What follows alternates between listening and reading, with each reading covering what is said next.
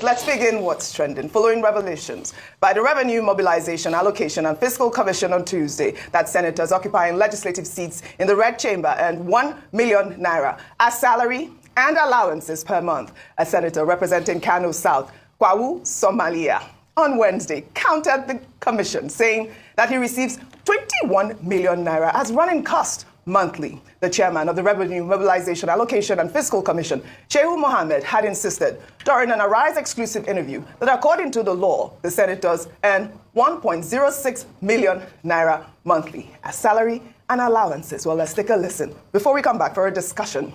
A senator of the Federal Republic of Nigeria earns 12,766,320 naira, which translates into 1.063 million naira monthly. That's what the law is. I'm not saying what you say is not true, but I'm telling you what is in the law, what we did, what is in existence. This is something that, you see it in the newspapers that somebody alleges that they get this amount, that amount.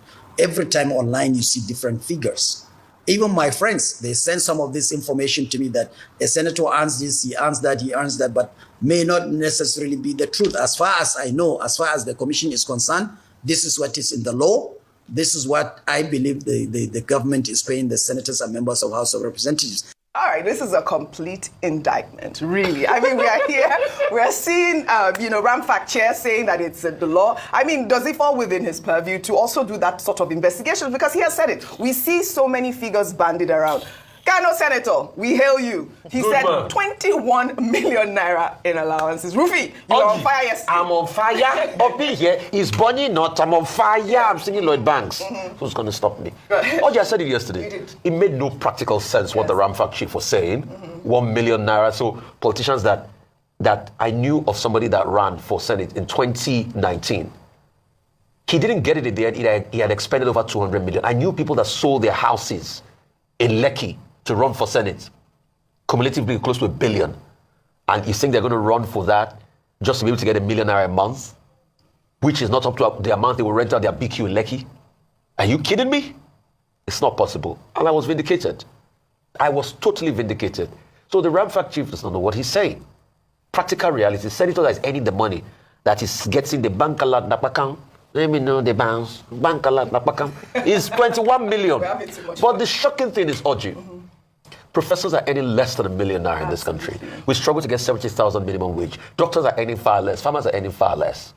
But people that only need a primary school certificate, a lot of violence and political favoring can earn 21 million because they're senators of the Federal Republic. We need to rejig things because it's not sustainable.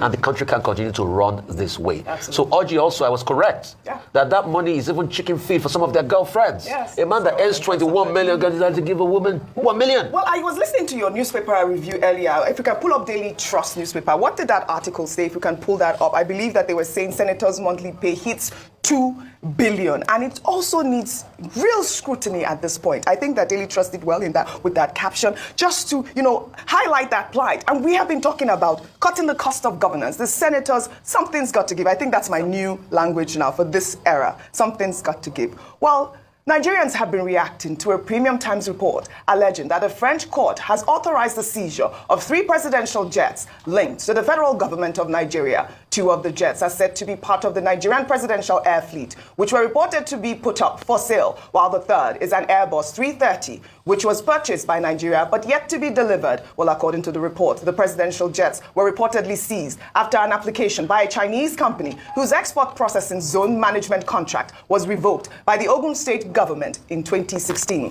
A court had awarded about $74.5 million in compensation. I mean, which kind wahala is this? A lot of people have reacted on social media. Let me just take this from Okweoluwa, who wrote, well, moving forward, if a state must go into an agreement, contract with a foreign partner, it must be sanctioned by the federal government or the OAGF, that's the Attorney General of the Federation. If the agreement must be cancelled, it must be with the explicit consent of the federal government and the OAGF. Which kind wahala be this? That was the tweet that I found. But the federal government at this point is having to, pay for what the state government has, accrued. But we need to hear from the Ogun State government as to the reason why that, Chinese contract was revoked. We also need to hear from the federal government as to what was supposed to have been done in order to avert this sort of embarrassment for Nigeria, according to the news that is being bandied around now. Yeah, this is an embarrassing story, and I had to give context that this happened in 2016, so it's not the current administration in Ogun State that's responsible for this. However, governance is a continuum. So whether or not it was in 2016, and this is why we keep emphasizing on leadership, because a decision made by a particular administration could have far-reaching effects even down the line, years and years afterwards, and this is what we've seen here. The award of over $70 million as a result of that failed transaction was actually done by an independent arbitrary court, and this was done that they should pay. They were owing because of the way their transaction wasn't honored, and the fact that an agreement wasn't honored according to the contract that had been agreed by both parties.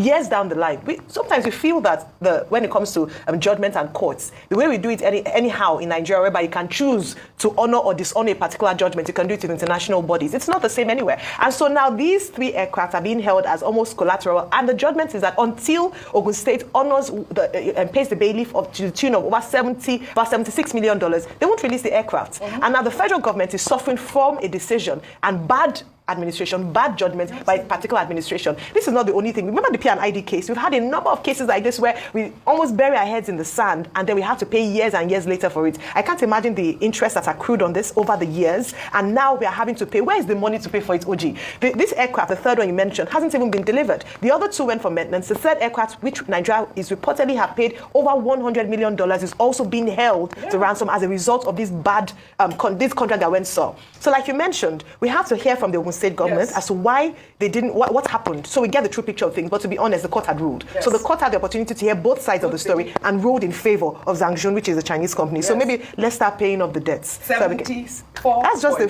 penalty. So they've kidnapped They've kidnapped them ransom. They're holding it. They're holding it. Three. Yes. Just like that, Rufai. Is the president what they want to go and say? Well, we don't know. I believe one of them that they said that has not yet been delivered is probably the one in contention. One of them. So they said jet, not yours. So what we bought in the kidnap? All right.